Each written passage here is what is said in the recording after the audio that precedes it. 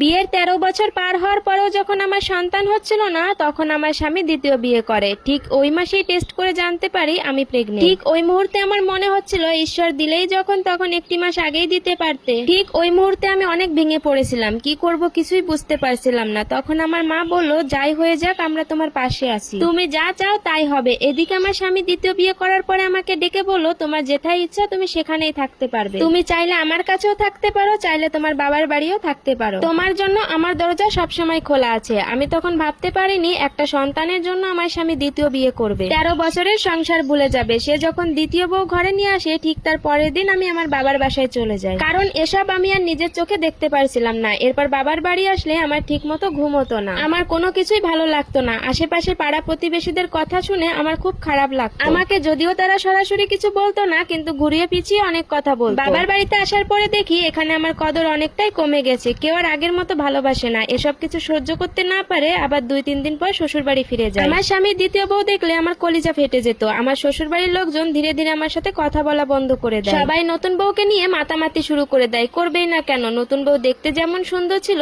বয়সও ছিল ছোট। রাতে আমার স্বামী যখন বাসায় আসতো, আমার সাথে কথাও বলতো না, ডিরেক্ট নতুন বউয়ের রুমে চলে যেত। দিন দিন এত বেহায়া হয়ে যাচ্ছিলাম যে তার পা ধরে বসে থাকতাম, তাকে বলতাম আমার সাথে কথা বলো, আমাকে একটু সময় দাও, কিন্তু সে আমাকে মোটেও সহ্য করতে পারতো না। এর কয়েকদিন পর আবার বাবার বাড়িতে চলে আসি, সেখানে টিকতে না পেরে আবারও শ্বশুর বাড়িতে চলে আসি। কি যে করছিলাম কিছুই বুঝতেছিলাম না। এরই মাঝে আমার শাশুড়ি একদিন আমাকে ডেকে বলে, তুমি তো কখনো সন্তান দিতে পারবা না, তাই এই সংসারে তোমার থেকে কোনো লাভ নেই। আমার ছেলে আর ছেলের বউয়ের মাঝ থেকে তুমি সরে যাও, এই বাড়িতে যেন তোমাকে আর না দেখি। আমার প্রেগনেন্ট হওয়ার ব্যাপারটা 15 দিন হয়ে গেল আমি বাড়িতে কাউকে জানাইনি, কিন্তু আমার শাশুড়ি যখন বললেন এই বাড়ি থেকে চলে যেতে হবে, তখন আমি আমার স্বামীকে ডেকে আমার প্রেগনেন্ট হওয়ার খবরটা তাকে জানাই। খবরটা শোনার পর আমার স্বামী অনেক খুশি হয় আর বললেন, আমার মোটামুটি সামর্থ্য আছে, আমি দুইজনকেই চালাতে পারবো, তোমাদের কোনো অসুবিধা হবে না। তুমি আমার বড় বউ আর সে আমার ছোট বউ, আমি তোমাদের দুজনকে অনেক ভালোবাসি, তোমাদের একজনকে ছাড়াও আমি বাঁচতে পারবো না। তখন আমি মনে মনে হেসে বললাম, তুমি আমাকে ছাড়া ঠিকই পারবে, কিন্তু তোমার ছোট বউকে ছাড়া একদিনও থাকতে পারবে না। আমার স্বামীকে আমি খুবই ভালোবাসি, কিন্তু এখনকার এই চেহারার মানুষটাকে একদমই ভালোবাসি না। পুরোনো দিনের ছবিগুলো দেখলে আমার খুব কান্না পায়। বউ সেজে থাকা অবস্থায় পাশে বসে থাকা শেরওয়ানি পরা আমার স্বামীকে দেখলে আমার খুব কষ্ট হয়। তাকে আমি আবারও ফিরে পেতে চাই। কি সুন্দর সম্পর্ক ছিল আমাদের, কি সুন্দর চলছিল আমাদের জীবন। শুধুমাত্র একটা সন্তানের জন্য যত হাহাকার। সময়ের সাথে সাথে মানুষের চেহারা, মানুষের চামড়াটা এক থাকলেও মানুষটা বদলে যায়। শ্বশুর বাড়ির মানুষের এত অবহেলা দেখে আমার একদমই ভালো লাগতো না। ঠিক মতো খাওয়া দাওয়া করছিলাম না, শুকিয়ে একদমই কাঠ হয়ে যাচ্ছিল। তবে আমার মা ঠিকই ফলমূল কিনে খাওয়াতো,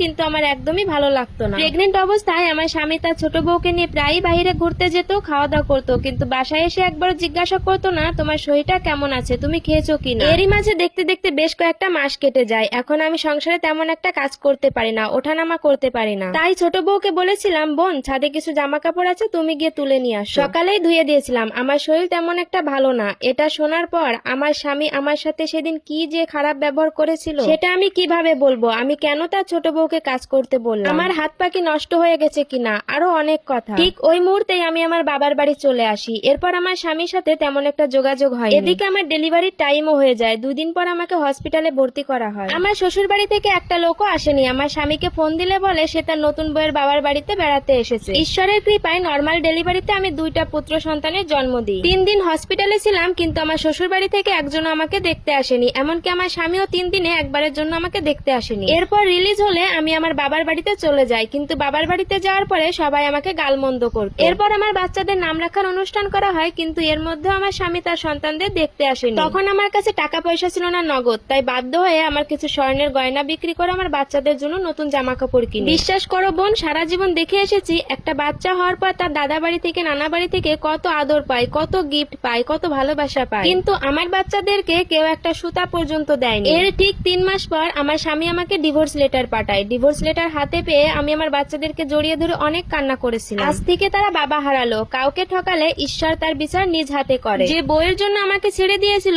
সেই বউ কোনোদিন সন্তান দিতে পারবে না। যে বউয়ের জন্য আমার সন্তানদের বাবার পরিচয় দেয়নি সে কখনো বাবা ডাক শুনতে পারবে না। এরপর আমার প্রাক্তন স্বামী অনেক চেষ্টা করেছে আমার সাথে যোগাযোগ করার জন্য, অনেক আইনি লড়াই লড়েছে আমার সন্তানদের আমার থেকে নেওয়ার জন্য, কিন্তু আমি দিইনি। আমার সন্তান দুটো মা ছাড়া দুনিয়ায় কিছুই বোঝে না, আর আমি এখন আমার বাচ্চাদের নিয়ে অনেক সুখে আছি। এই স্টোরিটা একটা বোনের লাইফ থেকে নেওয়া। এই স্টোরিটার সাথে আমার জীবনের কোনো রকম কোনো মিল নেই।